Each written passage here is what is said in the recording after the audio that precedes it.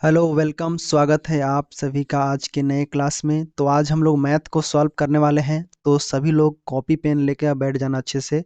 और हम PYQ solve कर रहे हैं लगातार। आप अन्य जो कॉन्सेप्ट भूल रहे होंगे उस कॉन्सेप्ट को आप क्लास के दौरान देख सकते हैं या फिर नोट के माध्यम से बना सकते हो। मैंने इससे पहले रीजनिंग का बनाया, काफ़ी मतलब अच्छा है, ठीक है, लोग देख रहे हैं। इसके बाद हम सीजीपीएससी का भी सॉल्व करना है, तो उसका क्लास ऑलरेडी चल रहा है जो कि अभी ऑफलाइन में ही है। मैं उसको जल्दी से आपको जो है यहाँ पर मैं रिलीज कर दूंगा इसी चैनल पर। जो एक साथ सभी वीडियो को मैं एक साथ रिलीज कर दूंगा, ठीक है। उसका सीजीपीएससी वाला, जिसमें इंपॉर्टेंट टॉपिक पहले रहेगा, उसका डिस्कशन रहेगा, फिर आपको नीचे एमसीक्यू क्वेश्चन रहेगा, ठीक है। तो ऐसे आपको जो है प्रोवाइड करूँगा क्लासेस। धीरे धीरे आपको सारी चीज़ें यहाँ पर प्रोवाइड हो जाएगा, चाहे कोई भी जलप्रपात हो, वाटरफॉल, पूरा ऑल इंडिया का ना जो इंपॉर्टेंट चीज़ें हैं उसको मैं कवर करूँगा। तो चलिए शुरुआत करते हैं। अगर आप एमसीक्यू प्रैक्टिस नहीं कर रहे होंगे तो सभी लोग करिएगा। कैसे करना है तो बता देता हूँ। तो उसके लिए सिंपल आपको जो है जॉब आयोग डॉट इन वेबसाइट पर आना है। यहीं पर जॉब आयोग पर आने पर यहाँ पर क्लिक करना है। इसके बाद आपके सामने खुल जाएगा। नीचे यहाँ पर देखेंगे लेटेस्ट अपडेट है। ये आपको अपडेट यहाँ पर देखेंगे, जॉब रिलेटेड अपडेट है। साथ में यहाँ पर नीचे एजुकेशन में यहाँ पर है। और नीचे आपको कैटेगरी मिल जाएगा। कैटेगरी में आप जाकर यहाँ पर जैसे आप जनरल स्टडी देखना चाहते हैं, पीवाईक्यू देखना चाहते हैं, नीचे आकर यहाँ पर देख सकते हैं सारी चीज़ें, ठीक है। यहाँ पर आकर क्लिक करके सभी लोग चेक करके देख लेना। और नोट्स भी लेना है तो नोट्स के लिए भी बता दिया हूँ मैं। सोल स्टडी पर जाना है। सोल स्टडी पर आपको नोट्स, स्टडी नोट्स यहाँ दिया हुआ है। इसके ऊपर क्लिक करके आप सभी प्रकार के नोट्स को प्राप्त कर सकते हैं। यहाँ पर जो भी मैथ का है, जैसे आपको दशमलव है, वेलन, शंकु, ये सभी नोट्स आपको यहाँ पर मिल जाएंगे पूरा डिटेल के साथ, ठीक है। तो सभी को देख लेना और आराम से पढ़ो, ठीक। और बाकी जो है 2024 से भी मैं सॉल्व कर चुका हूँ क्वेश्चन, तो सभी क्वेश्चन को देखिएगा और साथ में वीडियो को भी आप शेयर करना। चलो अगले हम 81 नंबर क्वेश्चन देखते हैं। हमने मैथ का सेक्शन वाइज पढ़ रहे हैं हम ही, तो सेक्शन वाइज हम सॉल्व करते हैं। दो बिंदु ए और बी के बीच की दूरी 420 किलोमीटर है। आधी दूरी 60 किलोमीटर प्रति घंटे की रफ्तार से तय की गई है और शेष आधी 80 किलोमीटर प्रति घंटे की दर में जो है पूरी की गई है। तो कुल समय की गणना हमें ज्ञात करना है। तो जैसे ए से लेकर यहाँ पर बिंदु बी तक है हमारा, ये जाना है। ये तुरंत यहाँ पर 420 है, इसका आधा कितना हुआ इसका, तो जस्ट 420 का आधा करोगे तो कितना हो जाएगा, 210 हो जाएगा, ठीक है। 210 इसका मतलब 210 ये आधा हो गया, कुल दूरी का आधा, ठीक है, आधा हो गया। देख रहे हो यहाँ पर कुल दूरी 420 है, तो उसका आधा कितना हो गया, 210 हो गया यहाँ पर, ठीक। उसके बाद अब आपको निकालना है यहाँ पर समय निकालना है। इसके लिए पहले वाला, पहले आधी दूरी जो तय किया 60 किलोमीटर से, इसका समय क्या होगा यहाँ पर। हालांकि वो 60 किलोमीटर प्रति घंटे की रफ्तार से चल रहा है, लेकिन उसकी समय क्या होगी उसको बोल रहा है यहाँ पर। तो इसको हम T1 मान लेते हैं और इसको T2 मान लेंगे, इसका निकालेंगे तो यहाँ पर जो है पहले T1 निकाल लेते हैं। यहाँ पर T1 का मान यहाँ पर 210 है, उसको बटे में आप जो है 60 से यहाँ पर भाग दे दोगे, तो ये आपका कितना आ जाएगा, ये आपका 21 और नीचे 6 हो जाएगा। 21/6 मतलब इसको भाग दिए तो कितना आ जाएगा, 3.5 आ जाएगा यहाँ पर। 6×3 = 18, 3.5 आ जाएगा यहाँ पर। ये 3.5 घंटा यहाँ पर लगा, ठीक है। ये आपका 60 किलोमीटर को तय करने में। जानते हो कि समय निकालने के लिए डिस्टेंस अपन आपको जो है वेग को समय देना रहता है, मतलब स्पीड को डिस्टेंस से भाग दे देना है। इससे निकल गया आपके यहाँ पर, ठीक। उसी प्रकार से आगे हम निकालेंगे दूसरे जो 60 किलोमीटर प्रति घंटे की दर से चला है, लेकिन दूसरे पूरा करने में उसको कितना लगा, मतलब 60 किलोमीटर चल रहा है और 60 किलोमीटर चलना है उसको, वही रफ्तार से पूरा करने के लिए, ठीक है। तो उसके लिए आपको जो है D2 जानते हो कितना है, ये आपका 210 ही है, जो आधा बचा हुआ है आधा। और साथ में V2 मतलब इसका वेग कितना है, 80 है। दूसरा वाला कितना है, 80 वेग है यहाँ पर, ठीक है। तो इसका समय निकालोगे तो क्या हो जाएगा, तो जस्ट इसको भाग दे दो। ये डिस्टेंस है, डिस्टेंस को आप स्पीड से भाग दे दो। ये स्पीड है, 80 किलोमीटर प्रति घंटा स्पीड है। इसको हम भाग दे दिए तो कितना आ गया यहाँ पर, 21/8। इसको भाग दिए तो कितना आ गया, तो ऊपर विषम है, मतलब यहाँ 8 दूनी 16, 2 हो जाएगा, फिर 0.6, फिर 8, 6 और 2, 5। इस प्रकार से जो है आपका आ गया समय। 1 घंटा हो गया ना, 1 घंटा में है ये, ठीक। इस प्रकार से अब समय की गणना करने के लिए बोल रहा है, तो दोनों समय को आपस में जोड़ दो। ये वाला समय और ये वाला समय दोनों जुड़ जाएगा आपस में। तो जोड़ेंगे तो कितना हो जाएगा, जैसे 3.5 है और प्लस में 2.625 है यहाँ पर। इसको हम जोड़ दिए तो यहाँ पर कितना हो जाएगा, 3, 2, 5, मतलब टोटल यहाँ पर जोड़ने के बाद 6, 125 और 6 दशमलव हो जाएगा, 6 दशमलव यहाँ पर आएगा और 125 घंटा। अब इसको घंटा में है, ये जो बाकी वाला जो है यहाँ पर 125 दिया हुआ है दशमलव के इस पार, उसको हम मिनट में चेंज करेंगे। तो मतलब 6 घंटा ये प्रॉपर हो गया, 6 घंटा। 6 घंटा ऑप्शन में है, देखो सब में 6 घंटा है, लेकिन यहाँ पर 125 दिया हुआ है, 125 को हमें मिनट में बदलना है। तो 125 जो है 0.125 है, इसको हमें गुणा करना है किससे, 60 से, ताकि ये मिनट में चेंज हो जाए। ठीक है, मिनट में चेंज करोगे तो इसका कितना आ जाएगा, तो इसका आ जाएगा 7.5 यहाँ पर। मतलब राइट आंसर कौन सा हो जाएगा, ऑप्शन नंबर आपका जो है यहाँ पर बी वाला हो जाएगा। 6 घंटा 7.5 मिनट आपका राइट आंसर हो जाता है। ठीक है, तो ऐसे क्वेश्चन यहाँ पर पूछा गया था सीजी व्यापम में, तो इस क्वेश्चन को प्रैक्टिस कीजिए, बार बार बनाइए, प्रैक्टिस कीजिए, ऐसे सवाल आने का संभावना रहता है। ठीक है, यहाँ पर तो ये आसान है अभी, लेकिन और भी डिफिकल्ट इसको बनाया जा सकता है। तो देख सकते हो यहाँ पर, इसको अच्छे से देखो और इसको बार बार बना के प्रैक्टिस करो आप। ठीक है, आगे बढ़ते हैं। आगे आपके सामने सवाल दिया हुआ है। अब इस सवाल को देखिए यहाँ पर, मोहन अपना लैपटॉप रामू को 20% हानि पर बेचता है, जो पुनः उस लैपटॉप को 25% लाभ पर राजू को बेच देता है। रामू, उस लैपटॉप में कुछ खराबी पाए जाने पर राजू उसको वापस रामू को प्रत्येक 5.0 के लिए 4.50 के दर से वापस कर देता है। यदि मोहन ने लैपटॉप 1.75 लाख में खरीदा तो राजू के नुकसान की राशि बताइए। तो देखो, पहले मोहन की बात करते हैं। तो मोहन ने लैपटॉप खरीदा, फिर रामू को दिया हानि पर, फिर रामू ने किसी दोस्त राजू को दिया, 25% लाभ कमाया। फिर राजू को अच्छा नहीं लगा, लैपटॉप में खराबी लगा, तो वो जो जितना पैसा दिया था उसका 4, मतलब इन दोनों के बीच में अंतर कितना है, 5।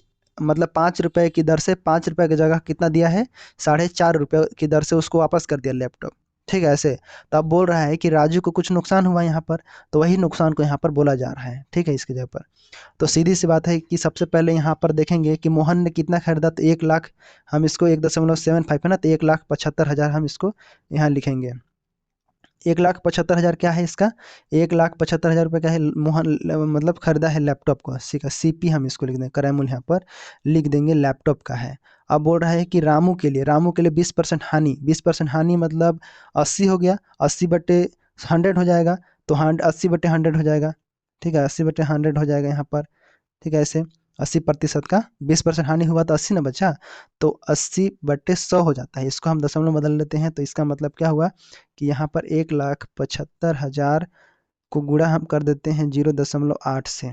ठीक है, अब तो कितना जाएगा यहाँ पर, 8 0 मतलब 1,40,000 आ जाएगा, 1,40,000 आ गया ये। ठीक है, इतना इतना राशि में किसको बेचा, ये रामू को बेच दिया। तो रामू क्या किया, 1,40,000 में खरीद लिया इसको, और उसने 25% लाभ पर किसको बेच दिया, राजू को बेच दिया। तो इसका 25% यहाँ पर निकाल लो, 25% मतलब 125 हो जाएगा। लाभ कमाया है तो 100 के ऊपर जुड़ेगा, तो 125% हो जाएगा यहाँ पर। 100 मतलब राशि का मूल्य टोटल है, 25 रुपये एक्स्ट्रा कमाया है, तो 25% एक्स्ट्रा जुड़ेगा, 125 हो जाएगा। तो 125 रुपये मतलब 125 यहाँ पर परसेंटेज होगा। तो 1,40,000 का यहाँ पर हम क्या करेंगे, 25% निकाल लेंगे। ठीक है, 25% का मतलब एक एक 125 ना, 125 का मतलब 1.25, नीचे 100 रहेगा तो 100 हटाओगे, ऊपर दशमलव लगा दोगे। ऐसे इसको गुणा करोगे तो कितना जाएगा यहाँ पर, 0 0 1,75,000 हो जाएगा ये। ठीक है, 1,75,000 हो जाएगा। ठीक है, मतलब इतना 25% लाभ कमाया और राजू को बेच दिया। अब राजू उसमें देखा कि इसमें खराबी है लैपटॉप का, अब मैं इसको वापस करना चाहता हूँ, मुझे नहीं पसंद है लैपटॉप। ठीक है, ऐसे पसंद नहीं है, तो यहाँ पर ध्यान देना कि इन्होंने जितना रुपए में खरीदा था उससे कम ही दाम पर उसको वापस कर दिया कि ठीक है मेरे को इतना ही पैसा वापस कर दे, हो गया। ठीक, तो इसका मतलब ये हुआ कि 5 की जगह उसने 4.5 रुपये दिया। तो इसका मतलब क्या हुआ कि देखो, 4.5 की जगह में आपको जो है कितना रुपया दिया वापस, वो 5.0 इतना ही था, मतलब इतना रुपए की जगह इतना दे दिया। मतलब इसको हम हल करेंगे तो कितना, 0.9 आ जाता है। ठीक है, 5 9 45 ऐसे, तो यहाँ पर 0.9, या फिर हम इसको ऐसे दशमलव नीचे लगाओगे तो यहाँ पर 90% हो जाएगा ऐसे। ठीक है, ऐसे, तो यहाँ पर 0.9 ही रहने दो ऐसे। ठीक है, 0.9 रुपये के दर से यहाँ पर ये बेच दिया, मतलब इसको। ठीक है, अब बोलते हैं कि यहाँ पर राजू का कुल प्राप्त राशि यहाँ पर कितना हो जाएगा। देखो, 1,75,000 है यहाँ पर जो कि राजू को बेचा है, और राजू उसको लैपटॉप को वापस किया, इतना रुपये नुकसान यहाँ पर किया है। अब बोलते हैं कि इसमें से कितना रुपए उसको जो है राशि प्राप्त हुए उसको बोल रहे हैं यहाँ पर, राजू को कुल राशि। तो 1,75,000 को गुणा हम कर देंगे 0.9 से, तो यहाँ पर कितना हो जाएगा 1,57,500, ये हो जाएगा 1,57,500। अब हम राजू का नुकसान आराम से निकाल सकते हैं, क्योंकि यहाँ पर राजू को मूल्य प्राप्त हो गया और टोटल क्रय मूल्य कितना था 1,00,000, यहाँ पर 75,000 था ये, ठीक है इसे।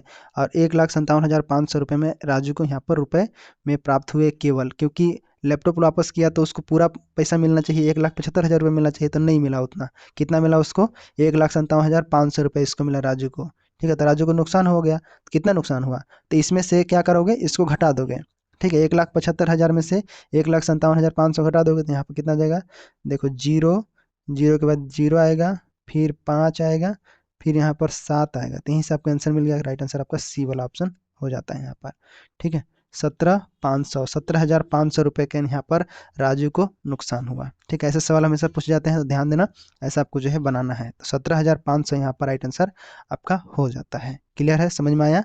आगे बढ़ते हैं। आगे सवाल यहाँ पर दिया गया है कि दो साइकिल सवार एक दूसरे की ओर साइकिल चलाते हुए आते हैं, ठीक है। मतलब ऐसे एक दो साइकिल सवार हैं, आते हैं, पहला साइकिल सवार दूसरे साइकिल सवार के बिंदु बी से चलने के 6 घंटे बाद बिंदु ए से रवाना होता है और उनके मिलने पर यह ज्ञात होता है कि पहला साइकिल सवार दूसरे साइकिल सवार के 12 किलोमीटर कम चलता है, ठीक है। उनके मिलने के पश्चात वे अपनी निर्धारित रफ्तार के चलते तथा पहला साइकिल सवार बिंदु बी पर 8 घंटे पश्चात पहुंचता है तथा दूसरा बिंदु ए पर 9 घंटे पश्चात पहुंचता है। तो तेज साइकिल सवार की रफ्तार है यहाँ पर बोला जाए, जो सबसे ज़्यादा चलेगा तेज दोनों में से उसको लिखना है यहाँ पर, ठीक। तो जैसे अगर मान लेते हैं यहाँ पर ए है और बी है, दोनों साइकिल सवार है, तो अगर यहाँ से ए से चल रहा है पहले, तो ए बिंदु है, यहाँ लिखा हुआ है कि ए से बिंदु बी तक चलने में, तो यहाँ पर हो जाएगा इसका, मैं अगर इसको जल्दी जल्दी बनाता हूँ तो यहाँ पर ये जो है इसका समय, दोनों का वेग, एक का V1 कर लेना, एक का V2 कर लेना, दोनों का V1 ए के लिए हो गया और V2 यहाँ पर इसके लिए हो गया। और समय को कैसे दर्शाओगे, दोनों के लिए समय अलग अलग, T1 कर लेना, एक को T2 कर लेना, ऐसे, ठीक। यहाँ पर अब बोल रहा है कि ए से चलने वाले बिंदु तक, बोल रहा है कि ए से चलने वाले मतलब ए से चलने वाले पहले साइकिल सवार के बाद बी तक पहुंचने में लगा समय, तो यहाँ पर 8 घंटा लग रहा है, 8 है, ठीक है, 8 लग रहा है। और ए पर 8 घंटा पहुंचता है, मतलब ए जो है ये पहुंचता है कितना, यहाँ पर 9 घंटा, T2, ये T2 है, ये T1 है यहाँ पर, ऐसे। अब ये दोनों देखोगे एक दूसरे के अपोजिट में जा रहे हैं, ठीक है। तो इसका मतलब क्या हो गया यहाँ पर, दोनों का वेग अंडर रूट में ये आपका हो जाएगा, मतलब कट जाएगा यहाँ पर।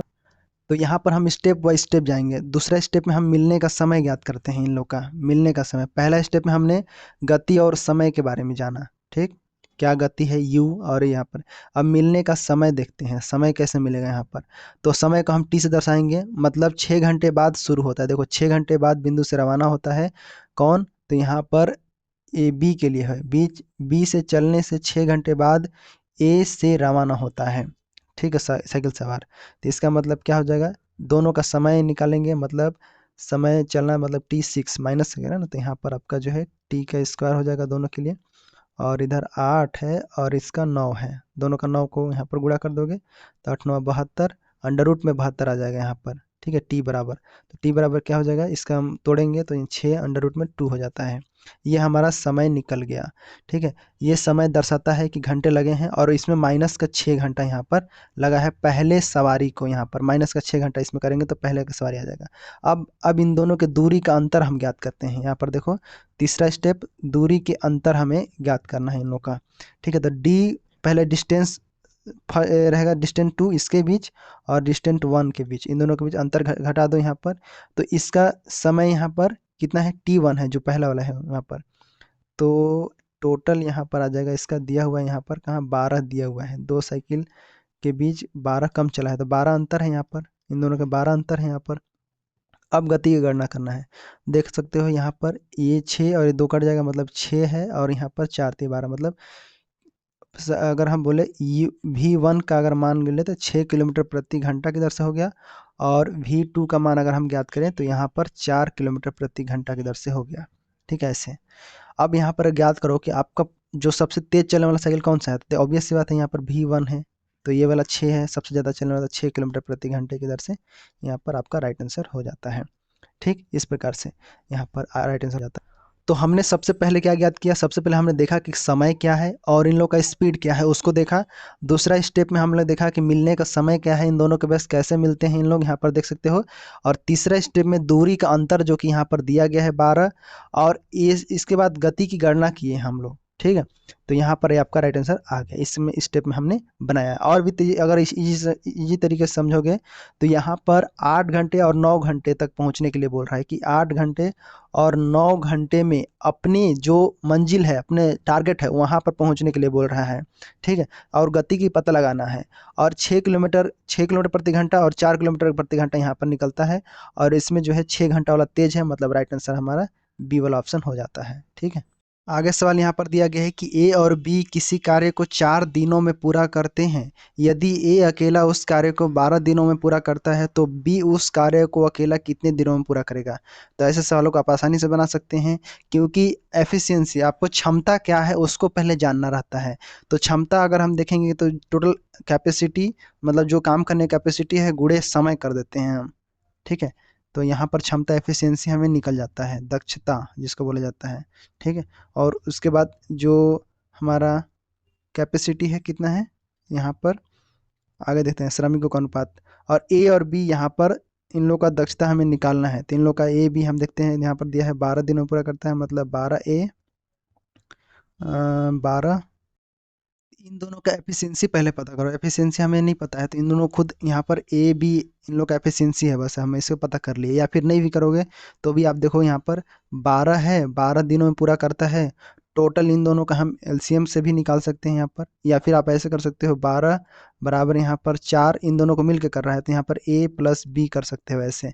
अब यहाँ पर 12 ए इधर है और ए दोनों का 4 4 हो गया, मतलब 4A और 4B दोनों के लिए हो गया यहाँ पर। एक 4 उधर जाएगा, इसके साथ घट जाएगा यहाँ पर एफिशिएंसी, मतलब एक डायरेक्ट हम इसका निकाल लेते हैं। एक सेकंड रुको, मैं आपको डिटेल समझाता हूँ यहाँ पर। जैसे ए और बी है, इन दोनों का अगर हम एफिशिएंसी निकालते हैं, क्षमता निकालते हैं इनका, तो क्षमता हम मान लेते कुछ नहीं पता है, तो ए का क्षमता ए है, छोटा ए, और बी का क्षमता बी है, ऐसे हम लिख लिए। ठीक है, अब देखो ए का क्षमता यहाँ पर 12 दिनों में पूरा करता है, तो हम ऐसे लिख सकते हैं कि 12A इस क्षमता हो गया यहाँ पर इसके साथ, मतलब ए की क्षमता 12A है, और बराबर बी का क्षमता कितना है, तो यहाँ पर बी अकेला कार्य कितने दिनों में पूरा करेगा, तो मतलब बी जो है यहाँ पर कितना है, मतलब 4 है ना, 4 दोनों काम किए हैं, हमें बी का तो निकालना है। तो यहाँ पर 4 जो है ए और प्लस बी दोनों का क्षमता यहाँ पर जुड़ा है, 4 दिनों में पूरा करते हैं दोनों मिलके, तो दोनों का क्षमता जुड़ा रहेगा। तो यहाँ पर 12A हो जाएगा, और बराबर इधर 4A और यहाँ पर 4B हो जाता है। ठीक है, ऐसे। तो ए वाला ए इसमें घट जाएगा, तो कितना बचेगा यहाँ पर 8A हो जाएगा, 12 में से 8 गया 8, 12 में से 4 गया 8, यहाँ पर हो जाएगा 8A, बराबर इधर क्या बचेगा 4B। तो 8A और 4B बचा, मतलब ए और बी बराबर कितना हो जाएगा, ए और बी बराबर ए बटे बी बराबर 1/2। तो मतलब ए का 1 और बी का 2 क्षमता है यहाँ पर, ए का 1 और बी का 2 क्षमता है, मतलब 1:2 के अनुपात में यहाँ पर है। ठीक है, तो इसका मतलब क्या हुआ कि यहाँ पर ए जो है अकेला 12 दिन काम किया है, 12 ऊपर लिखेंगे, और बी जो है यहाँ पर दुगना, मतलब यहाँ पर 2 है, तो मतलब 2 से इसको भाग दे दोगे इसे, तो यहाँ पर कट दोगे तो कितना आ जाएगा 6 आ जाएगा। तो 6 दिन यहाँ पर आपका राइट आंसर हो जाता है। 6 दिन कहाँ है, तो यहाँ पर आपका ऑप्शन नंबर ए वाला में आपका राइट आंसर हो जाता है। क्लियर है यहाँ पर, क्योंकि बी जो है ए का दुगना काम कर रहा है ना, इसलिए यहाँ पर 1:2 के अनुपात में काम कर रहा है, मतलब ए जो है 1 है और बी जो है 2 है, इसीलिए यहाँ पर 12 जो है ए काम किया, तो उसका आधा मतलब आधा दिन यहाँ पर लगेगा किसको, इसको बी को लगेगा, बी दुगना काम कर रहा है, तो 12 दिन जिसका ए का लगा तो बी का कितना लगेगा, तो 6 दिन लगेगा, उससे कम लगेगा। ठीक है, ऐसे आपको यहाँ पर बनना है। ठीक, आगे सवाल यहाँ पर देखना, 85 नंबर दिया हुआ है, यहाँ पर कैसे बनेगा। तो यहाँ पर मैं कोशिश कर, आप लोग भी बनाने की कोशिश कीजिएगा। जैसे 64 है, तो 64 अगर हम 4 का क्यूब करते हैं तो 64 आ जाता है, और यहाँ पर अगर हम इसका 6 का क्यूब करते हैं तो यहाँ पर भी आपका जो है 216 आ जाता है 6 का क्यूब में। तो यहाँ पर एक चीज़ ध्यान देना कि यहाँ पर आधार अलग अलग है, ठीक है, आधार अलग अलग आधार है यहाँ पर। यहाँ पर अगर सरल नियम से बनाए तो देखो यहाँ पर 4 का 3 है, ये 3 है, इसको हम तोड़ दिए इस प्रकार से।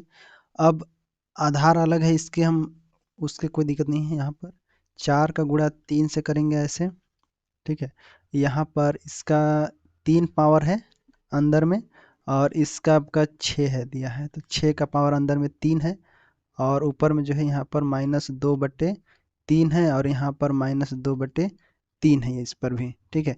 तो ऐसे अगर देखोगे तो यहाँ पर जब भी 4 ऐसे पावर रहता है उसमें घात क्या होता है, यहाँ पर ये जुड़ जाता है, मतलब गुणा होता है। यहाँ पर समान आधार होने पर जो है घात गुणा होता है, तो इसका मतलब क्या हुआ कि ये अंदर 3 है, यहाँ पर गुणा होगा दोनों में, तो 3 का गुणा -2/3 से होगा, और गुणा इधर 6 का 3 से गुणा हो जाएगा, 2/3 से हो जाएगा माइनस का, यहाँ पर ये 3 से ये 3 कट जाएगा यहाँ पर, ठीक है, ये 3 से ये 3 कट जाएगा, और ऐसे भी करोगे तो भी, तो यहाँ पर कितना आ जाएगा टोटल, 4 का -2 और इधर 6 का -2 ऐसे। अब ये माइनस रहता है कभी भी, जैसे अगर माइनस है उसको आप 1/, में बदल दो, तो ऐसे हो जाता है, उसका प्लस में लाना है तो, ठीक है। तो इसी प्रकार से यहाँ पर 1/4 का ऐसे स्क्वायर, फिर 1/, यहाँ पर 6 का स्क्वायर कर दो गुणा, इस प्रकार से, ठीक है। सिंपल 16 हो जा रहा है, यहाँ पर 36 हो जा रहा है, 16 गुणे 36 मतलब 524 का स्क्वायर, मतलब 6 को 24, 24 का स्क्वायर 576। तो 576 लगभग यहाँ पर आंसर आने आ रहा है, लेकिन ऑप्शन में यहाँ पर दिया नहीं है, ठीक। तो इसको आप बनाने का प्रयास कीजिएगा, कैसा सवाल है ये कैसे दिया गया है, इसको एक बार बनाने का प्रयास किया। 85 नंबर को यहाँ पर ऑप्शन में दिया नहीं है, 576 लगभग आएगा। देखो यहाँ पर ये भी नहीं दिया हुआ है, ठीक है। तो ऐसे आपको जो है इसको कोशिश करना है, बनाने का प्रैक्टिस करना है, कभी कभी सवाल जो है ऐसे आपको दे देता है। तो यहाँ पर राइट आंसर आपका 576 होगा, ठीक है। आगे बढ़ते हैं, आगे क्वेश्चन बनाते हैं। तो आगे सवाल यहाँ पर दिया गया है कि यदि 10 स्कूटर का क्रयमूल्य 8 स्कूटर के विक्रयमूल्य के बराबर है तो लाभ का प्रतिशत ज्ञात कीजिए। मैं आपको लाभ का प्रतिशत का जो है क्लासेस ले चुका हूँ, आप लोगों ने देखा होगा, मैं आपको फिर से दिखा देता हूँ। ये देखो, ये है लाभ का क्लासेस फॉर्मूला, मैं इसमें नोट्स के माध्यम से सारा चीज़ आपको पढ़ाया था, ठीक है। तो उस क्लास को देख लेना, और इस पीडीएफ को भी, नोट्स को भी प्राप्त कर लेना, अच्छे से समझाया हूँ यहाँ पर, ठीक है। सवाल को एक बार रिविजन करने से सारा चीज़ पता हो जाता है, क्लियर है। अब देखो यहाँ पर हमें बनाना है, तो देखो सीपी और एसपी, ये सेलिंग प्राइस को एसपी बोलेंगे और क्रयमूल्य को यहाँ पर सीपी बोलेंगे। देखो यहाँ पर एक 10 स्कूटर क्रयमूल्य, मतलब इसको हम तोड़ेंगे यहाँ पर, तो स्कूटर है और नीचे क्रयमूल्य है यहाँ पर सीपी, ठीक है। तो 10 स्कूटर का क्रयमूल्य 8 स्कूटर के विक्रयमूल्य के बराबर है, मतलब 5/4 इस प्रकार से। 5 से 10, 10/, यहाँ पर कितना हो जाएगा, 8 हो जाएगा, तो कटे तो 5/4। इसका मतलब क्या हुआ कि सीपी यहाँ पर कितना है, 4 यूनिट है, 4 इकाई है, और एसपी कितना है, तो यहाँ पर 5 इकाई है, 5 यूनिट है। तो एसपी और सीपी का हमें पता चल गया कितने कितने यूनिट है। अब हमें इसमें से लाभ निकालना है, तो लाभ निकालने के लिए आपको पता है कि लाभ बराबर होता है एसपी, मतलब विक्रयमूल्य माइनस क्रयमूल्य सीपी। तो विक्रयमूल्य कितना है यहाँ पर 5 है, और माइनस का 4 यहाँ पर सीपी है, मतलब 1 यूनिट, एक आपका जो है लाभ हो रहा है, 1 यूनिट आपका जो है लाभ हो रहा है। अब उसी को जो है यहाँ पर परसेंटेज आपका लाभ का प्रॉफिट निकालना है। तो एक का गुणा हम 1 × 100 करोगे, बटे में क्रयमूल्य मतलब यहाँ पर 4 हो जाएगा, और इसको निकाल देना है। तो यहाँ पर देखो 4 से उसको काट दिए 25, 25 का गुणा एक में किया तो 25% यहाँ पर आपका राइट आंसर हो जाता है। बस इतना ही करना था। कौन सा ऑप्शन है, ऑप्शन यहाँ पर सी वाला आपका राइट आंसर है, 25%, क्लियर है। इस प्रकार से आगे देखो, यहाँ पर यदि 8 के पावर यहाँ पर 5/3 है, 4 के पावर 4/5 है, 2x है, तो x का मान यहाँ पर ज्ञात कीजिए, ठीक है। पहला देखो यहाँ पर 8 के पावर 5/3, और गुणे में हम करेंगे 4 के पावर -4/5 बराबर 2x के बराबर है। तो कहने का मतलब यहाँ पर अगर हम 2 के पावर 3 करते हैं, 2 4 दूनी 8 इस प्रकार से, फिर यहाँ पर 5/3 करते हैं, गुणे में इधर 2 करते हैं, और माइनस का इधर 2 का पावर 2 हो जाएगा, 2 दूनी 4 हो जाएगा, आधार समान करने के लिए हम ऐसा कर रहे हैं। तो 4/5 हो जाएगा यहाँ पर, इसके बराबर वही हो जाएगा, 2x हो जाएगा। अब घातांक के नियम आपने पढ़ा होगा, नहीं पढ़ा होगा तो नोट्स के माध्यम से देख लेना, सभी चीज़ें मैं बताया हूँ नोट्स के माध्यम से, ठीक है। तो यहाँ पर इसको कैलकुलेट करना है, यहाँ पर ठीक है। तो ये 3 का गुणा इन दोनों के बीच होगा तो 3 3 कट जाएगा, मतलब 2 के पावर 5, ये भी 2 से जो है यहाँ पर गुणा हो जाएगा इसमें 4 में, तो 4 दूनी 8 हो जाएगा, तो माइनस का यहाँ पर हो जाएगा, मतलब 2 के पावर 5 हो जाएगा यहाँ पर, गुणे में इधर 2 के पावर माइनस का 8/5 हो जाएगा यहाँ पर। क्लियर है? इधर 2x हो जाएगा। ठीक है, इधर 2x हो जाएगा। अब इसको कैलकुलेट करते हैं, तो जैसे जानते हो कि गुणा में आधार समान होता है तो घात क्या होता है, आपस में जुड़ जाता है यहाँ पर। तो 5 और प्लस का यहाँ पर कोष्टक में 8 माइनस 8/5 है, तो कहने का मतलब अगर हम देखो यहाँ पर 5 प्लस 8/5 ये माइनस में है, इसका हमें 2 का पावर यहाँ पर निकालना है, तो इसको निकालोगे तो कितना हो जाएगा, 5 माइनस 8/5 हो जाएगा। ठीक है, बराबर 2x, तो मतलब 2 के पावर 5 माइनस 8/5, इधर 2x है, बराबर 2x है। ठीक है, ऐसे आपको जो है यहाँ पर हल करना है। अब इसको हल करोगे तो यहाँ पर कितना हो जाएगा, 25 25/5 हो जाएगा, मतलब 8/5 यहाँ पर टोटल हल किए तो यहाँ पर क्या हो जाएगा, ये 5 एलसीएम हो जाएगा, 17 25 25 में 8 गया 17, मतलब यहाँ पर 2 के पावर 17/5 हो जाएगा, बराबर इधर 2x है। ठीक है, अब x का मान निकाल लो, यहाँ पर x का मान निकालोगे तो 17 यहाँ पर 5 हो जाएगा, कैसे, 2 का मान 2 से कट जाएगा, 17/5 यहाँ पर हो गया। इसका मिश्रित भिन्न बना दो यहाँ पर। ठीक है, ऊपर ऊपर बड़ा है इसलिए यहाँ पर इसको मिश्रित भिन्न बनाएंगे, तो यहाँ पर 5 से इसको भाग देंगे, 5 3 15, 2 बचेगा, मतलब x बराबर यहाँ पर हो जाएगा 3 सही 2/5 हो जाएगा यहाँ पर। ठीक है, यही आएगा 3 सही 2/5। ऑप्शन नंबर कौन सा है, तो ऑप्शन नंबर ए वाला आपका राइट आंसर है यहाँ पर। ठीक है, ऐसे आपको जो है हल करना था सिंपल तरीके से, तो राइट आंसर यहाँ पर ए वाला हो जाता है। आगे देखिए आसान है, यहाँ पर 3 x के पावर 3/4 है। आप घातांक का नियम पढ़े हो कि कभी भी आधार समान होने पर क्या होता है, अगर एम या फिर यहाँ पर आधार समान होने पर आपस में जुड़ जाता है, m प्लस n का नियम पढ़े हो ना, वही वाला यहाँ पर फॉर्मूला लगा देना है यहाँ पर। ठीक, 3/4 है, यहाँ पर 3/4 है, दोनों दिया हुआ है, दोनों आपस में जुड़ जाएगा तो कितना हो जाएगा, 6/4 हो जाएगा। 6/4 हो जाएगा, x का पावर 6/4, इसको कट किए तो यहाँ पर 2 दूना 4 और 3 दूना 6, तो मतलब x के पावर क्या हो जाएगा, 3/2 हो जाएगा। तो x के पावर 3/2 कहाँ है, तो 3/2 यहाँ पर ए वाला है, राइट आंसर आपका ए वाला हो जाता है, कोई दिक्कत नहीं है इसमें, आसान है। आगे देखो, यहाँ पर 1 मिनट 12 सेकेंड 1 घंटा का कितना प्रतिशत है। देखो यहाँ बोल क्या रहा है, बोल रहा है 1 मिनट, मतलब अगर देखो पहले हम 12 सेकेंड बोल रहे हैं ना, 12, तो 60 सेकेंड का 1 मिनट होता है, और 1 मिनट यहाँ पर बोला है, तो 1 मिनट मतलब कितना होता है, 60 सेकेंड होता है, और प्लस में 12 12 सेकेंड और जोड़ा है, तो 1 घंटे का कितना होगा ऐसे, तो इसको जोड़ दिए तो कितना हो गया, 72 सेकेंड हो गया ये वाला। ठीक है, 72 सेकेंड हो गया। ठीक, अब बोल रहा है कि 1 घंटे का कितना प्रतिशत है बोल रहा है, तो हम जानते हैं कि जैसे अगर आपको 1 घंटे का निकालना है, मतलब 60 का गुणा हम करेंगे 60 से। ठीक है, 60 मिनट एक मिनट होगा, मतलब 60 मिनट 60 सेकेंड, ये आपका गुणा होगा, तो मतलब 3600 सेकेंड यहाँ पर होता है, 3600 सेकेंड। अब देखो यहाँ पर आपको कैलकुलेट करना है, तो 72 का गुणा हम 72/में 3600 आ जाएगा यहाँ पर, इसको कट किए और गुणा कर दोगे 100% से यहाँ पर, ताकि परसेंटेज निकल जाए यहाँ पर। इसको हम किए भागते यहाँ पर, ए 2 जीरो चला गया, और बाकी इसको हम कट किए तो यहाँ पर 1 जीरो 36 3600 था, यहाँ पर 1 जीरो ज़्यादा हो गया, 36,000 हो गया है, 3600। ठीक है, तो यहाँ पर दोनों जीरो पार हो गया, 36 को काट दिए तो हम यहाँ पर 36 दूनी 72, मतलब 2 हो गया, तो राइट आंसर यहाँ पर 2% हो जाता है। ठीक है, कोई दिक्कत नहीं, इसमें आसानी से बन गया। अब आगे बढ़ते हैं। 5 आम और 4 संतरों की कीमत उतनी ही है जितनी 3 आम और 7 संतरों की, एक आम की कीमत है, संतरों की है, एक आम की कीमत का एक संतरे की कीमत का अनुपात, अनुपात यहाँ पर ज्ञात करना है।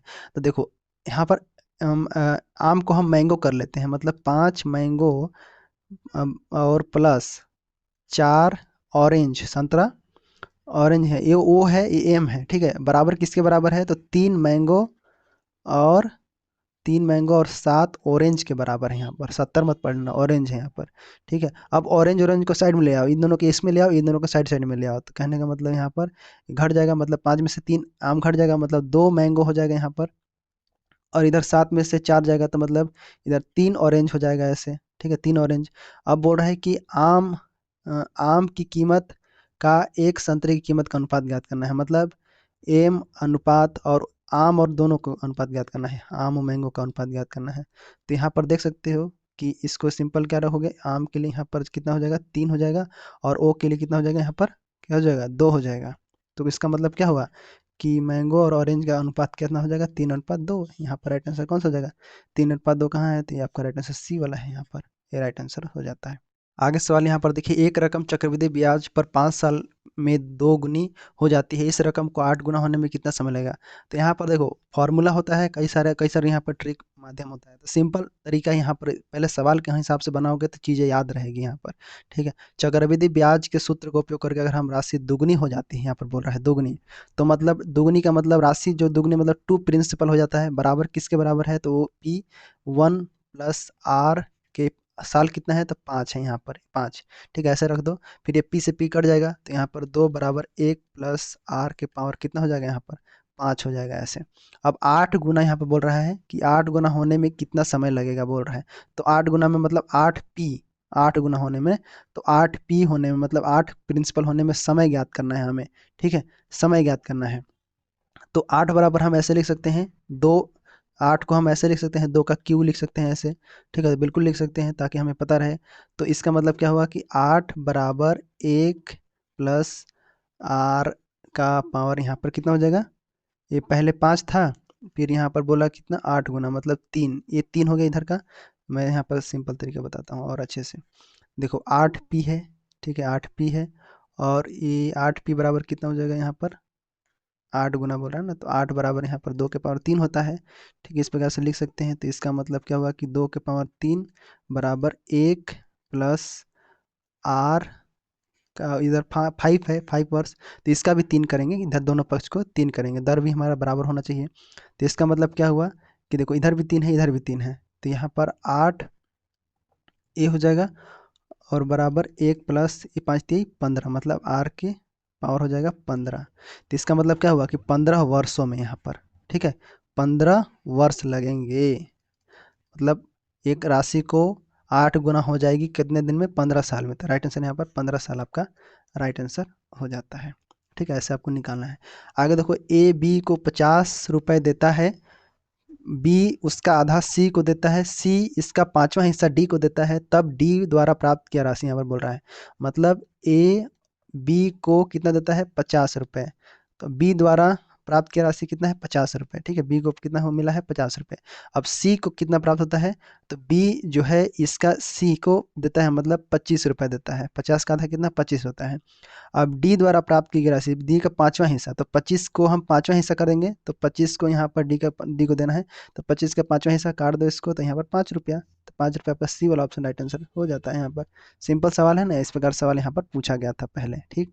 आगे सवाल दिया है, यदि कोई संस्था प्रमुख कंप्यूटर में दक्ष है, ठीक है, एक्सपर्ट है, मतलब एक्सपर्ट है, ठीक है, एक्सपर्ट है, तो उस संस्था को 3 कम लिपिकों की आवश्यकता होती है जब वह कंप्यूटर अप्रशिक्षित संस्था प्रमुख नियुक्त करता है, ठीक है, कंप्यूटर प्रशिक्षित प्रमुख, कंप्यूटर अप्रशिक्षित प्रमुख एवं लिपिकों के वेतन 1.5 लाख मतलब 1.50 लाख, 1 लाख एवं 30,000 रुपये। उस संस्था का वार्षिक हानि ज्ञात कीजिए यदि वह एक कंप्यूटर अप्रशिक्षित प्रमुख नियुक्त करता है। तो कहने का मतलब क्या है कि कंप्यूटर में प्रशिक्षित का प्रमुख का वेतन यहाँ पर 1 लाख रुपए है, और अप्रशिक्षित मतलब कंप्यूटर अप्रशिक्षित के लिए यहाँ पर कितना है, ये 1 लाख रुपए है। और लिपिकों की वेतन आपको निकालना है, लिपिकों का कहाँ है, देखो ये लिपिकों का वेतन क्रमशः इस प्रकार से, इन दोनों का वेतन निकाल दो। तो कंप्यूटर के अप्रशिक्षित प्रमुख की नियुक्ति 3 अतिरिक्त लिपो, यहाँ पर देखो 3 अतिरिक्त लिपिकों को मतलब यहाँ पर हो जाएगा 3 का गुणा यहाँ पर 30,000 से कर देंगे, 30,000 है नहीं लिखा, 30,000, ठीक है, इससे तो यहाँ पर राइट आंसर हो जाएगा 90,000 हो जाएगा।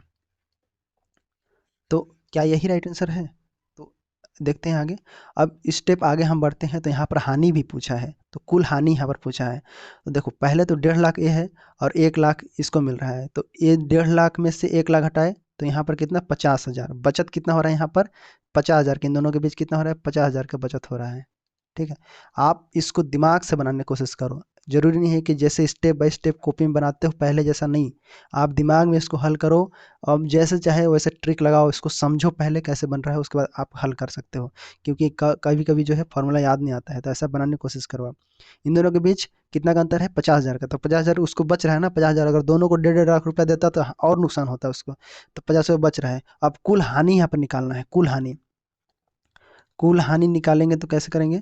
तो यहाँ पर वेतन की बचत कितना हुआ है? 50,000। 50,000 रुपये वेतन में बच गया, और प्लस 90,000 जो अन्य अतिरिक्त लिपिकों को दिया है, तो 90,000 ये भी लगेगा।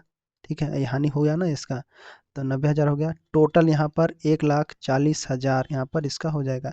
तो 1,40,000 यहाँ पर क्या हुआ है? कुल हानि हुआ है। ठीक है। तो इसमें से पूछा क्या गया है कि यदि एक कंप्यूटर अप्रशिक्षित प्रमुख नियुक्त करता है, तो अप्रशिक्षित, तो यहाँ पर 40,000, 50,000, 20,000 इस प्रकार से हम गणना नहीं करना है। यहाँ पर 1,40,000 है, लेकिन यहाँ पर राइट आंसर क्या हो जाएगा? 90,000 होगा यहाँ पर। ठीक है, डी यहाँ पर 90,000 आपका राइट आंसर हो जाता है। ठीक है, ऐसे आपको निकालना है। यहाँ पर आगे देखो, यहाँ पर जगदलपुर, बिलासपुर, अंबिकापुर तथा रायपुर में एक दिन की आय 1,800, 600 और 1,200 है। यदि एक व्यक्ति अपने आय का 2/3 भाग खर्च करता है, तब उसकी बचत ज्ञात कीजिए।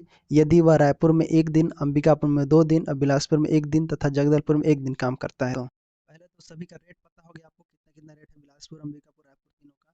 ठीक है, उस अंबिकापुर में कितना दिन काम करता है? 2 दिन करता है, ध्यान देना। अंबिकापुर में 2 दिन काम किया, बिलासपुर में बाकी में सब में 1 दिन काम किया है। ठीक है, तो पहले हम एक रायपुर वाला निकालते हैं, रायपुर, और फिर अंबिकापुर, फिर इनकम, सभी का इनकम को हम जोड़ देंगे, मतलब करेंगे। कहने कैसे करेंगे, देखो ध्यान से, पहले यहाँ समझ लो। टोटल हमें इनकम निकालना है ना, इसका टोटल इनकम निकालना है। तो क्या करेंगे, पहले एक का गुणा करेंगे हम किसमें? रायपुर के इनकम का। एक दिन रहता है रायपुर में इनकम कितना हो रहा है, तो इसका हो रहा है टोटल रायपुर का इनकम का 1,200 ना।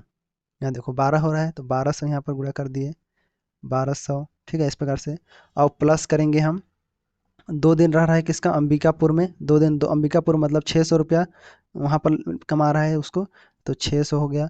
और बाकी कहाँ रह रहा है? और 1 दिन कहाँ? बिलासपुर में रह रहा है, तो बिलासपुर में कितना कमा रहा है? 800 रुपया कमा रहा है। इसको प्लस कर लेता हूँ, यहाँ पर नीचे लिख दूँ, नीचे लिख देता हूँ। ठीक है, तो एक का गुणा यहाँ पर 800 से हो जाएगा, प्लस कर देता हूँ। आगे देखो, आगे कहाँ? जगदलपुर में, जगदलपुर में भी 1 दिन काम करता है, तो वहाँ पर भी कितना कमाता है? तो यहाँ पर 1,000 रुपये कमाता है। ठीक है, अब इस प्रकार से आपको जो है टोटल इनकम निकाल देगा। तो यहाँ पर देखो 12, ये 1,200 ही रहेगा, ये 6 दूनी 12, ये भी 12 हो जाएगा। तो 12 12 यहाँ पर 24, 8 इसे जोड़ लो, तो 4,000 यहाँ पर सभी को जोड़ते हैं, तो 4,200 हो जाएगा। 4,200 क्या है? ये टोटल इनकम है उसका। टोटल इनकम यहाँ पर 4,200 आया। अब बोल रहा है कि यहाँ पर 2/3 भाग सेव कर रहा है, मतलब उसको बचा रहा है।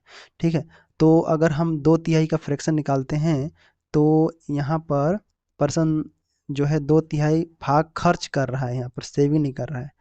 तो यहाँ पर सेव खर्च करता है, तो उसकी बचत इनकम, तो 2/3 बचत कर रहा है। तो कहने का मतलब कि यहाँ पर अगर हम इनकम इसका ज्ञात करें, तो एक इनकम अपने आप में यहाँ पर एक है, तो मतलब 2/3 हो जाएगा, तो मतलब 1/3। ठीक है, 1/3 हो जाएगा यहाँ पर। ठीक है, मतलब अगर हिंदी से बताऊं कि वो जो है 2/3 खर्च कर रहा है। ठीक है, मतलब 1 रुपया है, उसमें से 2/3 एक है, अपने आप में 100 रुपये है, एक है, और उसमें से ये 2/3 रुपया खर्च कर दे रहा है। एक क्या है यहाँ पर? अमाउंट है उसका, एक अमाउंट, जितना भी अमाउंट है, लेकिन एक अमाउंट है। ठीक है, एक अमाउंट, संख्या नहीं, एक अमाउंट है उसमें, उसमें से ये 2/3 खर्च कर दे रहा है, मतलब 1/3 यहाँ पर उसका जो है सेविंग हो रहा है, 1/3। तो ये एक 42,000, मतलब सॉरी 4,200 को हम 1/3 का गुणा कर देंगे, ताकि पता चल जाएगा सेविंग कितना हो गया। तो यहाँ पर इसको कट करो, तो यहाँ पर 14, 14 42, मतलब 1,400 यहाँ पर राइट आंसर हो जाता है। 1,400 कहाँ है? ऑप्शन नंबर बी वाला आपका राइट आंसर हो जाता है। देखो ऐसे सवाल है आपका, यहाँ पर दोनों, यहाँ पर फार्मूला थोड़ी लगाना है, यहाँ पर आपको देखना है सवाल को और सीधे आंसर हल करना है। तो फार्मूला, मैथ, ये सब चीज़ों पर पड़े रहो किताबी में, तो नहीं, आपको जो है पहले इधर उधर देखते रहना है। सवाल इसी टाइप से यहाँ पर आया हुआ है पूरा इधर। ठीक है, और कुछ सवाल बचे हुए हैं। आगे सवाल है कि सरकार एक कुशल प्रशिक्षक शिक्षक को 100 छात्रों को प्रशिक्षित जो 100 छात्रों को प्रशिक्षित करता है और 1,00,000 रुपये प्रति माह देती है सरकार उसको। एक नौकरशाह सरकार को एक अप्रशिक्षित शिक्षक की नियुक्ति करने की सलाह देता है, क्योंकि उसे केवल 20,000 प्रति माह देना पड़ेगा। एक सर्वेक्षण में पाया गया कि अप्रशिक्षित शिक्षक द्वारा प्रशिक्षित शिक्षक से कार्य 1000 प्रति माह प्रति छात्र का नुकसान हुआ। इस सलाह के क्रियान्वयन पर 2 साल में लाभ और हानि का अनुमान लगाइए यहाँ पर। ठीक है, ऐसा आपको सवाल दिया रहेगा, ऐसा आपको बनाना है। तो पहले हम समझना है कि प्रत्येक छात्र माह में होने वाला नुकसान कितना है। तो यहाँ पर देखो 1000 रुपया है, मतलब ये लॉस है। लॉस स्टूडेंट पर मंथ, एक छात्र पर होने वाला नुकसान कितना है, 1000 रुपया नुकसान हो रहा है एक छात्र पर। ठीक है, 1000 रुपये नुकसान हो रहा है यहाँ पर। अब सभी छात्रों के लिए कुल मासिक गणना करना है। तो 100 छात्र हैं, तो 100 को हम अगर 1000 से कर देते हैं गुणा, ठीक है, 1000 से गुणा करते हैं तो कितना हो जाएगा, 1 लाख। ठीक है, 1 लाख हो जाएगा। ठीक है, 1 लाख हो जाएगा, इस प्रकार से 1 लाख हो जाएगा। अब ये टोटल ये मंथली लॉस हो रहा है, इसको 100 बच्चे पर टोटल लॉस हो रहा है, मतलब एक बच्चे पर 1000 रुपये हो रहा है लॉस। तो 100 बच्चे पर कितना हुआ, 1 लाख हुआ है यहाँ पर। अब मासिक वेतन की गणना हमें करना है सबसे पहले। मासिक मतलब जो प्रशिक्षित शिक्षक है उसमें जो है अप्रशिक्षित शिक्षक की वेतन कैसे बचता है उसको बोल रहे हैं। तो सैलरी जो ट्रेन टीचर है, अनट्रेन टीचर है यहाँ पर। ट्रेन मतलब प्रशिक्षित, अनट्रेन मतलब जो ट्रेन नहीं है, अप्रशिक्षित है। तो अप्रशिक्षित वालों को यहाँ पर 20,000 और प्रशिक्षित वालों को यहाँ पर 1 लाख रुपए प्रति माह दे रहा है। तो मंथली सेविंग कितना हो रहा है, इन दोनों के बीच 80,000 रुपये सेविंग हो रहा है। ठीक है, 80,000 सरकार को बच रहा है कि सरकार वाला इन दोनों के बीच गैप, मतलब एक जो है ट्रेन टीचर है, मतलब अच्छा टीचर है, उसको 1 लाख रुपये सैलरी दे रहा है, और जो ट्रेन नहीं है उसको 20,000 रुपये सैलरी दे रहा है। तो उन दोनों के बीच गैप है कुछ पैसा, 80,000 रुपये का गैप है। तो 80,000 रुपये क्या कर रहा है, सरकार बचा रहा है। अगर जो नई ट्रेन है वही अगर ट्रेन रहता तो उसको भी 1 लाख रुपये मिलता। तो वहाँ पर 80,000 रुपया क्या हो रहा है, बच रहा है वहाँ पर 80,000 रुपया। ठीक है, ये बच रहा है, ये सेविंग है, मंथली हर मंथली बच रहा है। ठीक है, अब यहाँ पर 20,000 रुपये जो हम पहले बात करते हैं कि शुद्ध हानि कितना हुआ है उसको हम बात करते हैं। तो जो भी टोटल मंथली लॉस हो रहा है, ठीक है, टोटल मंथली मतलब 1 लाख रुपये लॉस हो रहा है यहाँ पर, उसमें से हम मंथली सैलरी जो बचत हो रहा है उसको घटाएंगे। तो मतलब 1 लाख रुपया में से, 1 लाख रुपये में से यहाँ पर दो 1 लाख रुपये में से हम घटा देंगे किसको, 80,000 को। ठीक है, इसको घटा देंगे तो कितना आ जाएगा यहाँ पर, 20,000। ठीक है, 20,000 आ जाएगा। अब ये 20,000 2 वर्षों में कुल हानि यहाँ पर पूछ रहा है, तो मतलब यहाँ पर 2 वर्षों मतलब 24 महीना हो गया। तो 20,000 को हम यहाँ पर गुणे कर देंगे 24 से, तो कितना आ जाएगा, तो 24 दूनी 48, मतलब 48 जीरो 10 और इधर 30। ठीक है, तो मतलब 4.80 यहाँ पर, ये इतना आपका जो है यहाँ पर, सॉरी हानि हानि में डालो, यहाँ पर लाभ में डाल दिया। सर यहाँ पर देखो ए वाला हानि में होगा आपका 4.80 लाख रुपया हानि हो रहा है। बस कॉमन सेंस लगाओ, सवाल फट से बनेगा आपका। ठीक है, ऐसे सवाल को तुरंत बनाना है आपको। एक बच्चे पर कितना हो रहा है खर्चा, ये सब चीज़ें आपको आसानी से निकल जाएगा यहाँ पर। क्लियर है, समझ में आया। चलो अब आगे बढ़ते हैं, आगे सवाल क्या दिया हुआ है। ठीक, आगे सवाल यहाँ पर देखिए, यदि एक कर्मचारी का वेतन 30,000 रुपये प्रति माह है तथा 1,000 कर्मचारी 20 दिनों तक हड़ताल पर रहे हैं, तब हड़ताल के कारण सरकार को हुआ नुकसान क्या है वो बताइए यहाँ पर।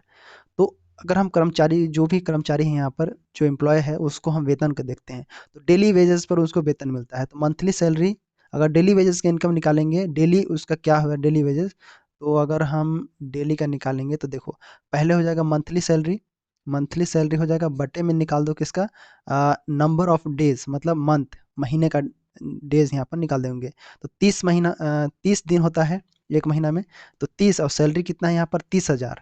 ठीक है, सैलरी कितना है, 30,000 है, तो मतलब एक दिन का कितना हुआ, 1,000 रुपये हुआ ना। एक दिन में कितना कमा रहे हैं उन लोग, 1,000 रुपये कमा रहे हैं। ठीक, ऐसे पूछा गया है, मतलब 30,000 रुपये महीना कमा रहा है, तो एक दिन का कितना हुआ, 1,000 रुपये हुआ। और प्रतिदिन हो रहा है नुकसान, कितना दिन हुआ है, 20 दिन तो नुकसान हुआ है यहाँ पर, 20 दिनों तो क्या हुआ है, नुकसान हुआ है। तो डेली कितना हो रहा है यहाँ पर, 1,000 रुपये नुकसान हो रहा है ना, डेली 1,000 रुपया यहाँ पर नुकसान हो रहा है डेली वेजेस। और एम्प्लॉय कितना है, एम्प्लॉय एक कर्मचारी की वेतन इतना है, तो 1,000 कर्मचारी हैं, और 1,000 रुपया डेली का खर्चा, मतलब नुकसान हो रहा है सरकार को कि उस दिन, जिस दिन अगर मान लेते हैं कोई स्कूल है, स्कूल में से मतलब उसको 30,000 रुपया सैलरी मिल रहा है। ठीक है, 30,000 सैलरी मिल रहा है और एक दिन वो हड़ताल पर चले गए, तो बच्चे लोग का नुकसान हुआ। तो उसको हम जोड़ेंगे कि एक दिन का नुकसान मतलब 1,000 रुपया नुकसान हुआ, और 1,000 कर्मचारी हैं, तो टोटल नुकसान कितना होगा, डेली लॉस कितना हुआ। देखो 1,000 गुणे 1,000 कर दोगे यहाँ पर कितना हो जाएगा, 1 लाख, यहाँ पर 1 जीरो नहीं है, कितना हो जाएगा यहाँ पर देखेंगे, 10 लाख हो जाएगा जी, 10 लाख यहाँ पर जीरो और 3 जीरो और, ठीक है, इस प्रकार 1 लाख हो जाएगा।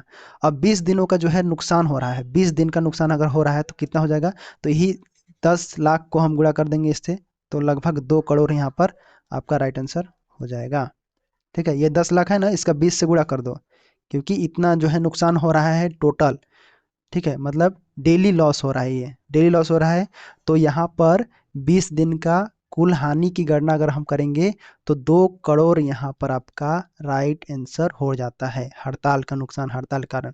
तो यहाँ पर 2 करोड़ कहाँ है, तो राइट आंसर देखो यहाँ पर सी वाला आपका राइट आंसर हो जाता है ऐसे। ठीक है, तो यहाँ पर ध्यान देना, सी वाला आपका राइट आंसर हो जाता है। आगे देखो, एक भिखारी पुनर्वास कैंप का अनुमान है कि प्रति भिखारी प्रतिदिन खर्च 50 रुपये है, जबकि इन भिखारियों के कारण होने वाले अपराध को रोकने पर 15 लाख प्रतिमाह खर्च है। 1000 भिखारी है। यदि कोई राज्य भिखारी पुनर्वास कैंप खोलने का निर्णय लेता है, तब उस सरकार पर पड़ने वाले अतिरिक्त बोझ का आंकलन करिए, यहाँ पर बोल रहा है।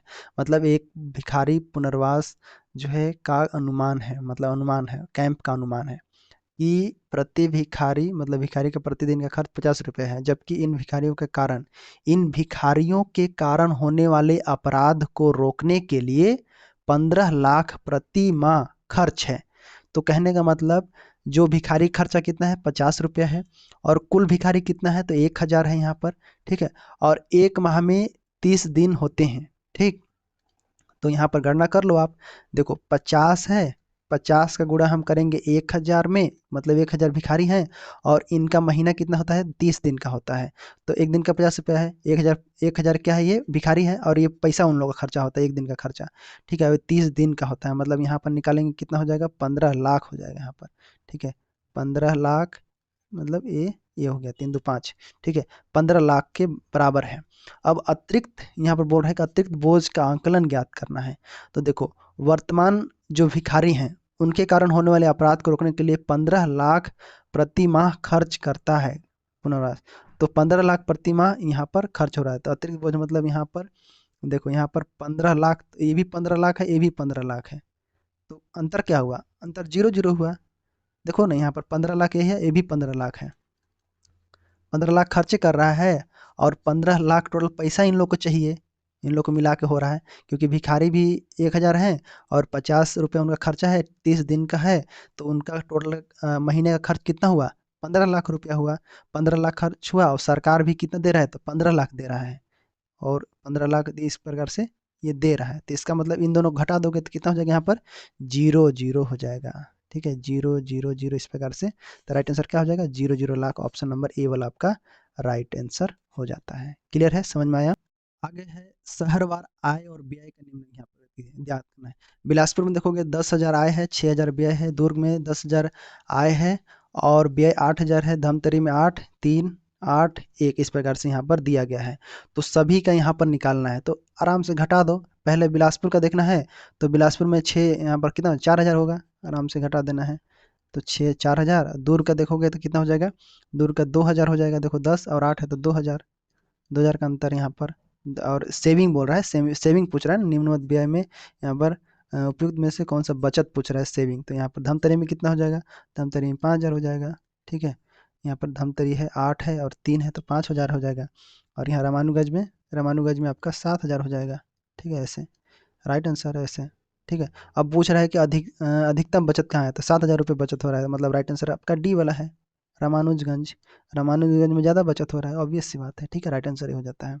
आगे सवाल यहाँ पर दिया है कि ए के पास 1,000 रुपये है, इसका आधा बी को देता है, बी प्राप्त राशि का आधा सी को देता है, सी अपनी राशि का आधा डी को देता है, और डी अपनी राशि का आधा ई को देता है, तब ई के पास प्राप्त राशि है। तो सबसे पहले एक देखेंगे कि 1,000 रुपये है किसके पास है, तो ए के पास है। इसका आधा दिया किसको, बी को, तो मतलब 500 रुपया दिया उसको, बी को दिया कितना 500, ये बी को मिल गया। अब बी जो है उसका आधा किसको देता है, सी को देता है, तो सी को कितना मिला 250 रुपया इसका आधा। अब सी जो है उसका आधा किसको देता है, डी को देता है, तो इसका आधा कितना 125 रुपया हो गया। अब 125 जो है यहाँ पर मतलब डी को देता है आधा। ठीक है, तो कितना हो गया यहाँ पर, इसका आधा करोगे तो 6 दूनी 12 दशमलव, यहाँ मतलब कितना 62.50 हो जाएगा इस प्रकार, या हाँ इस प्रकार से। ठीक है, तो डी को फिर डी जो है यहाँ पर सॉरी डी तो दिया ना यहाँ पर 125 हुआ, 125 का आधा यहाँ पर 6 दूनी 12, तो राइट आंसर आपका यही वाला हो जाएगा। ऑप्शन नंबर कहाँ है, तो सी ऑप्शन आपका राइट आंसर हो जाएगा। देखो यहाँ पर ए के पास था, बी के पास था, सी के पास था, डी के पास था, फिर ई के पास था यहाँ पर, ठीक है ऐसे। राइट आंसर यहाँ पर सी हो जाता है। इधर देखो कितना आसान आसान क्वेश्चन सब दिया हुआ है। आगे देखेंगे यहाँ पर, एक लिपिक रिश्वत में 10,000 तथा वेतन से 30,000 रुपये प्रति माह प्राप्त करता है। उसका मासिक सामान्य खर्च 25,000 तथा वार्षिक चिकित्सा खर्च में 1 लाख है। उसकी वार्षिक बचत क्या होगी, यहाँ पर बोल रहा है। तो जो लिपिक है, क्लर्क, क्लर्क बोलते हैं इसको, ये क्लर्क है वो रिश्वत लेता है। क्या करता है, वो रिश्वत लेता है कितना, 10,000 रुपये रिश्वत लेता है। वेतन से उसको 30,000 रुपये मिलता है। टोटल उसके पास कितना मिलता है, 40,000 रुपये उसको पैसा कमाता है महीना।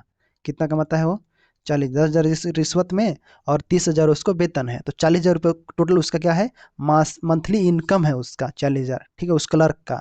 अब बोलते हैं कि वार्षिक में मतलब उसको आय की गणना करेंगे, तो अगर हम वर्ष में उसका आय की गणना करेंगे तो 40,000 महीना कमा रहा है, तो 12 महीना में कितना हुआ, 12 महीना में यहाँ पर 40, 12 बच्चों 48, यहाँ पर मतलब 48 मतलब 4,80,000, ठीक है। 4,80,000 रुपये उसको क्या है, वार्षिक आय है उसका, मतलब एक वर्ष में वो कमा रहा है कितना, 4,80,000 रिश्वत लेके। अब बोल रहा है कि मासिक खर्चा कितना है, 25,000 रुपये है, तो 25,000।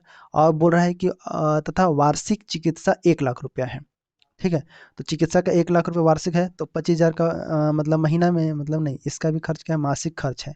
तो मासिक खर्च को हम वार्षिक में बदल देते हैं इसको, 12 × 25 कर दो, यहाँ पर 25,000 क्या है, ये मासिक है, इसका महीना का खर्च है। इसको हम 12 से गुणा किए तो कितना हो गया, 12 दूनी 24 बचे थे, यहाँ पर 3 लाख हो जाएगा इसका, ठीक है। 3 20 ये रहा, 3 लाख यहाँ पर हो जाएगा, ठीक है। अब वार्षिक में खर्चा कितना हो रहा है, 1 लाख रुपए खर्चा हो रहा है। अब सभी राशि को जोड़ दो, देखो यहाँ पर ये 25,000 जो है, इतना तो पैसा टोटल इनकम है उसका, टोटल इनकम मतलब रिश्वत लेके टोटल साल भर का इनकम कितना है उसका, 4,80,000 रुपया है। अब उसमें से प्रत्येक महीना वो 25,000 रुपये खर्च करता है, तो उसका वार्षिक जो हुआ 3 लाख रुपया, मतलब 3 लाख रुपया वो खर्च कर देता है। और साथ में 1 लाख रुपया वार्षिक उसको चिकित्सा में खर्चा होता है, मेडिकल में खर्चा होता है, तो टोटल 4 लाख रुपया उसका खत्म हो जाता है, ठीक है। कितना हो जाता है, 4 लाख रुपया वो जो है मतलब केवल खर्च कर देता है अपना काम में, और जो है मेडिकल में 4 लाख रुपया खर्च होता है, बचता कितना है, तो 80,000 रुपया। तो 80,000 रुपया क्या होता है, उसके पास बचत होता है वार्षिक, ठीक है। वार्षिक क्या होता है उसके पास, बचत होता है। राइट आंसर कौन सा, ऑप्शन नंबर डी वाला आपका राइट आंसर हो जाएगा, ठीक है। समझ में आया, ऐसे आपको जो है बनाना है क्वेश्चन। आगे हिंदी है, हिंदी को भी देख लेंगे अगले क्लास में, हिंदी इंग्लिश खत्म कर देंगे। तो कैसा लगा क्लास, कमेंट बॉक्स में जरूर बताइएगा आप सब, ठीक है। आप लोग थोड़ा सपोर्ट कीजिएगा, चैनल को शेयर कीजिएगा, मतलब वीडियो को शेयर कीजिएगा, और कमेंट करके बताइएगा कि कैसा लगता है क्लास, क्या कुछ और चेंज चाहिए आप लोग को। और साथ में हम अगले क्लास में और भी अपडेट करके लाने वाले हैं, ठीक है। तो मिलते हैं अगले क्लास में। थैंक यू सो मच सभी को जोड़ने के लिए, मिलते हैं अगले क्लास में।